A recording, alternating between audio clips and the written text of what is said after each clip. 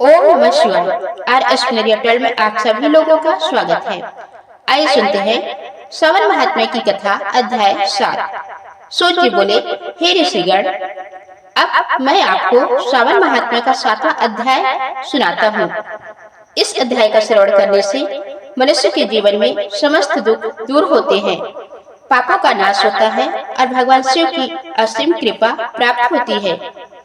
प्राचीन समय की बात है, हिमालय की तलहटी में सत्यपुर नाम का एक सुंदर नगर था। वहाँ धर्मशील नाम का एक ब्राह्मण रहता था। वह वेदों का ज्ञाता, सत्यवादी और भगवान शिव का अनन्य भक्त था। उसकी पत्नी सुमित्रा भी अत्यंत पतिव्रता, दयालु और धार्मिक थी। दोनों प्रतिवर्ष श्रावण मास में व्रत रखते, शिवलिंग का जलाभिषेक करते, बेलपत्र अर्पित करते और शिव महापुराण का पाठ करते थे। उसका जीवन संतोषपूर्ण था, परंतु उन्हें संतान का सुख प्राप्त नहीं था।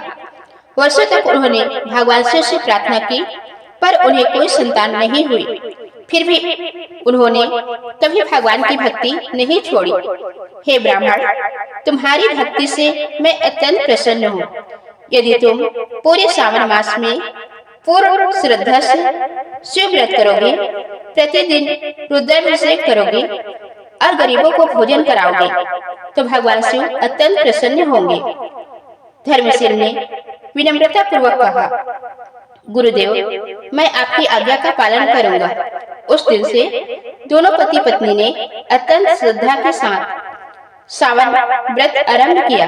प्रतिदिन ब्रह्म मुहूर्त में उठते, स्नान करते, ओम नमः शिवाय मंत्र का जप करते और शिवलिंग पर गंगा जल, दूध, दही, शहद, घी और जल से अभिषेक करते। वे बेलपत्र, धतूरा, आक के पुष्प और सफेद चंदन अर्पित करते। पूरा नगर उनकी भक्ति देखकर आश्चर्यचकित था। धीरे धीरे लोगों ने भी श्रावण व्रत करना प्रारंभ कर दिया। उसी नगर में लोकनाथ का एक धनी व्यापारी रहता था। वह अत्यंत कंजूस और अहंकारी था। वह धर्मशील का उपहास उड़ाता और कहता, इन पूजा पाठ से क्या मिलेगा? धन ही सबसे बड़ा देवता है। धर्मशील मुस्कुराकर कहता, धन से केवल संसार चलता है, पर भगवान की कृपा से जीवन सफल होता है। कुछ ही दिनों बाद लोकनाथ के व्यापार में भारी हानि होने लगी। उसके गोदाम में आग लग गई, उसके जहाज समुद्र में डूब गए और परिवार भी रोगग्रस्त हो गया।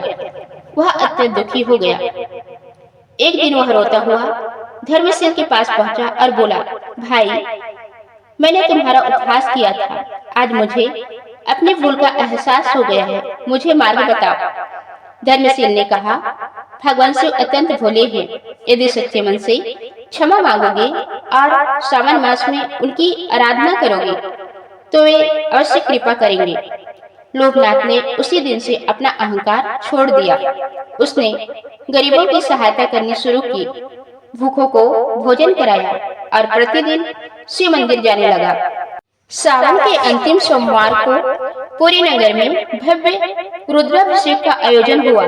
सभी भक्त हर हर महादेव और ओम नमः शिवाय का जाप कर रहे थे। उसी समय मंदिर में एक दिव्य प्रकाश प्रकट हुआ। भगवान शिव और माता पार्वती ने दिव्य रूप में दर्शन दिए। भगवान शिव बोले, हे भक्तों, मैं तुम सबकी भक्ति से प्रसन्न हूँ। धर्मशील, तुम्हारी निस्वार्थ भक्ति ने मुझे अत्यंत प्रसन्न किया। तुम्हें शीघ्र ही एक तेजस्वी पुत्र की प्राप्ति होगी, जो धर्म का प्रचार करेगा। फिर उन्होंने लोकनाथ की ओर देखकर कहा, मनुष्य से भूल हो सकती है, पर जो पश्चाताप करके सच्चे मन से मेरे शरण में आता है, उसे मैं अवश्य क्षमा करता हूँ। इतना कहकर भगवान शिव अंतर्ध्यान हो गए। कुछ समय बाद धर्मशील के घर एक सुंदर पुत्र का जन्म हुआ। उसका नाम शिवदत्त रखा गया। वह बड़ा होकर महान विद्वान और शिव भक्त बना। उधर लोकनाथ का व्यापार भी धीरे धीरे फिर से चलने लगा। अब वह धन का घमंड नहीं करता था और श्रावण मास में विशेष रूप से गरीबों की सेवा करता।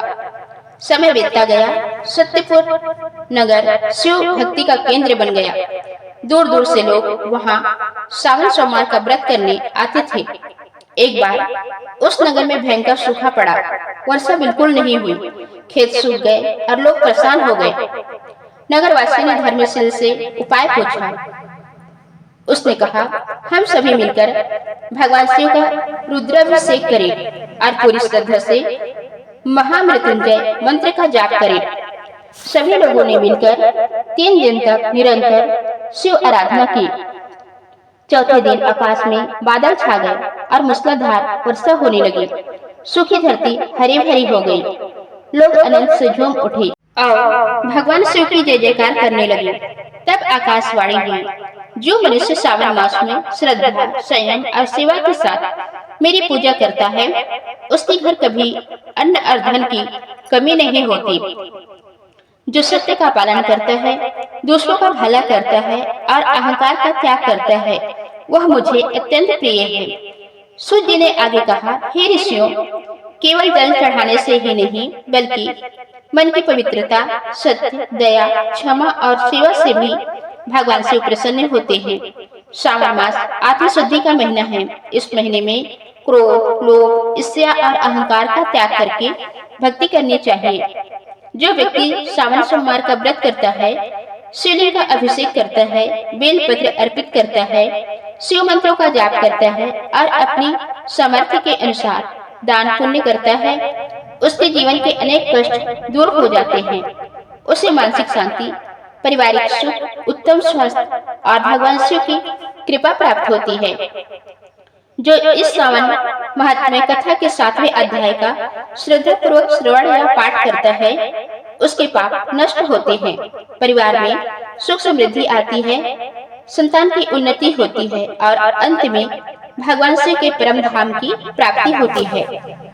इति श्री श्रावण महात्म्य 7वां अध्याय संपूर्ण। प्रेम से बोलिए हर हर महादेव। तो दोस्तों, ये थी आज की वीडियो। उम्मीद है आपको जानकारी अच्छी लगी होगी। धन्यवाद।